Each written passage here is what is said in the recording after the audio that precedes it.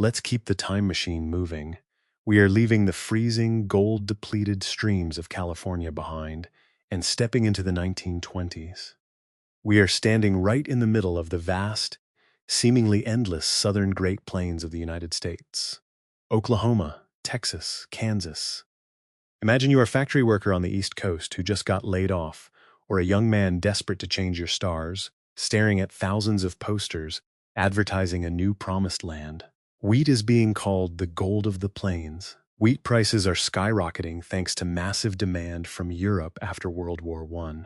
Everywhere you go, people are whispering about a flat, treeless land where all you do is plow the dirt, toss some seeds, and watch the crops automatically turn into cash. You drain your savings. You buy a plot of land in Oklahoma. You purchase a brand new gas-powered tractor, an absolute technological revolution at the time, and you decide to leave the wage-slave life behind. In your hands, you hold the ultimate master key to wealth, a plow. You proudly watch those sharp steel blades tear through the prairie grass, flipping over the rich, dark soil. You believe you are taming nature, forging your own destiny, and stepping directly into the agricultural middle class. You are producing the most essential commodity on earth, food. You get paid in cash by brokers, no complicated corporate taxes, no managers breathing down your neck. You are an independent agricultural entrepreneur. But welcome to the brutal reality of wildcat economics. Only this time, the force working against you isn't a lack of gold. It's the betrayal of your own ecosystem. By firing up that tractor and joining the wheat rush, you did not escape economic risk. In fact, you just threw yourself into one of the most catastrophic production bubbles in human history, where your core asset isn't your plow, but a thin layer of fragile topsoil that is about to be blown into oblivion. The shocking truth that the railroad land companies didn't tell you is this: when you rely purely on mechanical power to squeeze the life out of nature, you are not a farmer. Looking at the unit economics, you are participating in a resource depletion operation disguised as production. You are betting all your capital on a system completely dependent on global weather cycles and global commodity prices. Two factors you have absolutely zero: pricing power over. Furthermore, the seemingly harmless act of plowing up dirt is about to trigger an ecological time bomb, leading to a macroeconomic disaster that will literally bury you. So, push aside that romantic vision of golden wheat fields swaying in the sunset. Today, we are going to dissect the real numbers buried under the choking, black skies of the Dust Bowl. When people talk about Dust Bowl farmers, the popular image is just impoverished families staring at dead fields. But to understand why they went bankrupt, we have to look at their business structures. The entire agricultural economy of the Great Plains was divided into several distinct models, each with entirely different risk tolerances and financial leverage ratios. Not knowing which model your tractor was serving is exactly why you lost everything when the winds came. The first model, and the primary cause of the collapse, was high-leveraged monoculture. You don't have much cash, so you borrow heavily from the bank to buy the land, the tractor, and the wheat seeds. The economic problem here is that you are maximizing risk on every single front. You practice monoculture, planting only wheat because the price is high. You completely ignore soil conservation techniques, like crop rotation or leaving native grass strips, because they reduce your plantable acreage and hurt short-term revenue. You are using a fixed cost of capital, your bank interest, to finance an incredibly volatile future cash flow. When wheat prices are high and the rain falls, you make a killing off that leverage. But you are playing a game with a margin of safety of zero. All it takes is 1 year of drought, your revenue drops to zero, but your debt service stays exactly the same. You are bankrupt instantly. The second model is suitcase farming. This is pure, unadulterated speculation. You are a businessman on the East Coast, a doctor or a lawyer. You buy thousands of acres on the plains, but you don't live there. You hire men with tractors to rip up the dirt, plant the seeds in the spring, and then you leave, waiting to come back in the fall for the harvest. In this model, you treat land as a pure financial asset to squeeze out short-term profits. You have no skin in the game with the local ecosystem. Your opportunity cost is somewhere else. When the drought hits, you simply pack your suitcase, abandon the destroyed land, write off the loss on your taxes, and leave an ecological wasteland for the locals to choke on. This model created the greatest environmental destruction because it maximized extraction with zero maintenance. The third model is diversified and conservation farming. These were the minority who actually survived the disaster. You don't just own a plow. You grow wheat, but you also plant legumes to fix nitrogen in the soil. You raise a small herd of cattle, and you purposely leave strips of native prairie grass to act as windbreaks. Economically speaking, you are building portfolio diversification. Even though your wheat revenue might not match the monoculture guys during the good years, you are paying an invisible insurance premium, or sacrificing short-term profit to build ecological resilience. When the drought and dust storms hit, the root systems and crop diversity keep your topsoil from blowing away completely. You have meat and milk from your cattle to survive. Your long-term profitability is infinitely more stable than playing casino roulette with monoculture wheat. The most tragic failure of tens of thousands of Great Plains farmers was believing that the highly leveraged monoculture model was the only way to get rich, without realizing they were digging their own graves with their own plows.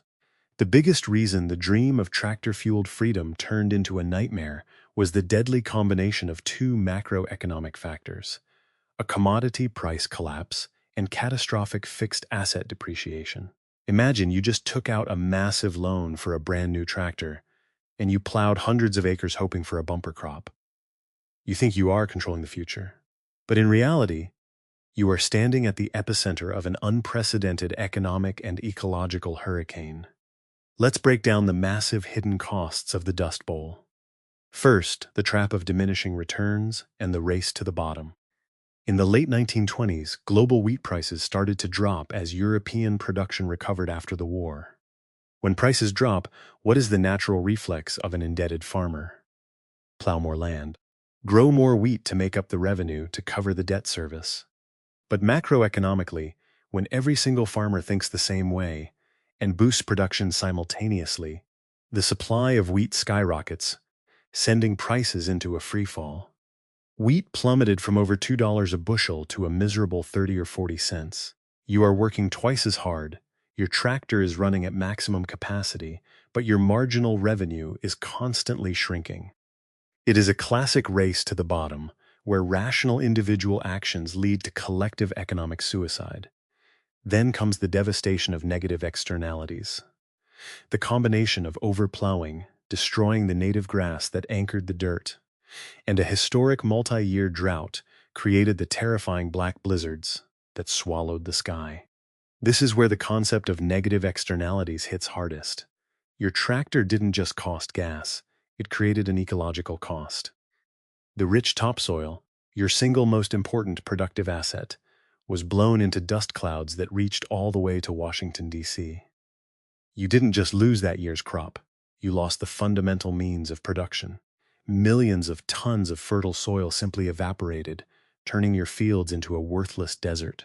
The cost to replace that asset was mathematically impossible for an individual. Next is equipment depreciation and the debt trap. Your tractor was a marvel of engineering, but it was a cash-burning furnace. The fine dust penetrated the engines, grinding down mechanical parts, destroying spark plugs, and clogging filters. Equipment depreciation accelerated at a terrifying rate. But the worst part is that your cost of debt never changes. It doesn't matter how low wheat prices fall. It doesn't matter that your fields are blowing away. The bank still demands its principal and interest every single month. You are trapped in a liquidity trap. No wheat revenue means no money to pay the debt, no money to fix the tractor, and no money for gas. Eventually, the bank forecloses. They take the tractor, they take your barren land, and you become homeless on the very dirt you used to own. Finally, we cannot ignore biological depreciation. We have to talk about the human fuel cost. Breathing in that thick, choking air caused thousands of people to develop dust pneumonia. Your body, your final asset, is ground down. Children and the elderly died. Medical costs and failing health completely drained whatever tiny financial reserves were left. You worked yourself to the bone to feed your family, but the environment you helped create was literally killing them. By now, you might be asking in despair, did anyone actually survive that storm? Where is the real money when the ground itself blows away? The answer lies in a profound paradox of resource economics and government intervention, a truth proven during the darkest days of the 1930s. In a resource-based economy, sustainable profit doesn't come from how fast you can extract from the environment, but from your ability to negotiate its conservation. The farmers who brought their plows to the Great Plains with an extraction mindset were wiped out. They treated nature like an infinite warehouse of inventory. When the warehouse collapsed, their business models shattered. Conversely, look at the diversified farmers and those who quickly adapted to government programs. At the peak of the crisis, the federal government under FDR had to intervene with the New Deal. They introduced the Agricultural Adjustment Act, paying farmers to not plant crops. It sounds absurd, but economically, the government was buying the farmer's opportunity cost to reduce the wheat supply, drive up prices, and give the land time to heal. The survivors were the ones who understood the value of pivoting to ecological subsidies. They parked their tractors, took government checks to plant soil-protecting grasses, learned contour plowing, and shifted to small-scale livestock. The true long-term wealth after the Dust Bowl belonged to those who realized that asset protection is vastly more important than yield maximization. A plow is a weapon of mass destruction if used blindly, but it is a tool of reconstruction if used with an understanding of ecological limits. To fully grasp the ruthlessness of ecological economics during this era, let's look at two scenarios of what happens when you bring a plow to Oklahoma. In the first scenario, the downward spiral consumes you. You arrive in Oklahoma in the late 1920s. You take out a massive loan to buy land and a tractor, pouring all your resources into monoculture wheat, hoping to pay off the debt fast. Pressured by the bank, you plow every square inch of dirt, ripping up every tree and native bush. When wheat prices crash in 1930, you panic. You plow more, plant more, driving your operating expenses through the roof while your marginal revenue bleeds out.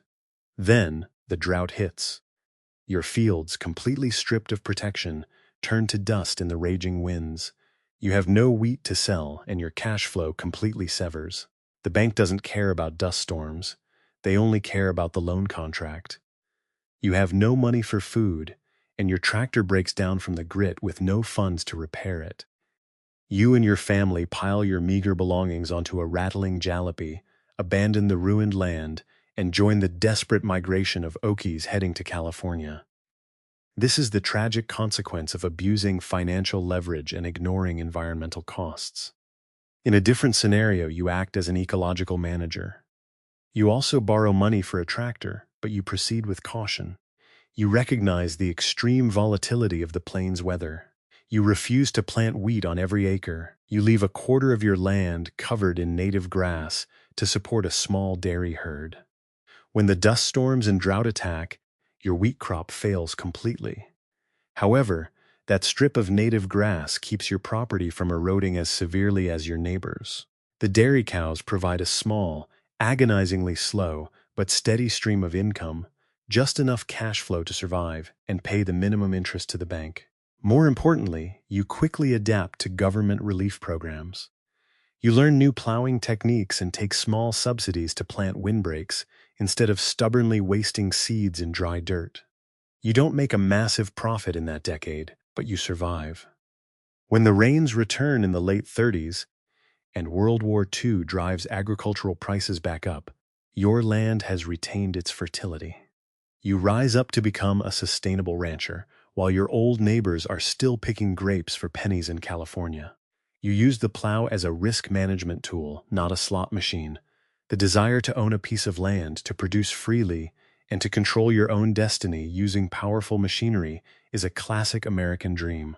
Tens of thousands of families poured their blood, sweat, and tears into the Great Plains hoping for a better life. Agricultural labor, coaxing food out of the earth, remains the most sacred foundation of our economy. However, The economic lesson of the Dust Bowl stands as a glaring warning for any business model built on the relentless extraction of resources.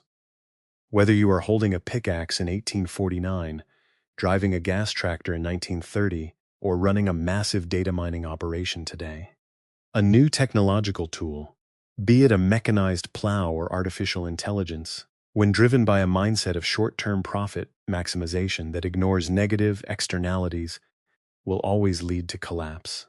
The plow in your hand has the power to tear the earth wide open, but it is your risk management mindset, your ability to diversify revenue, and your respect for the limits of your ecosystem that will keep your land and your business from blowing away in the wind.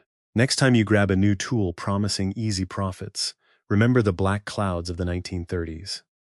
Calculate the hidden risks, establish your margin of safety, and decide right now whether you will be a blind extractor or a sustainable asset manager.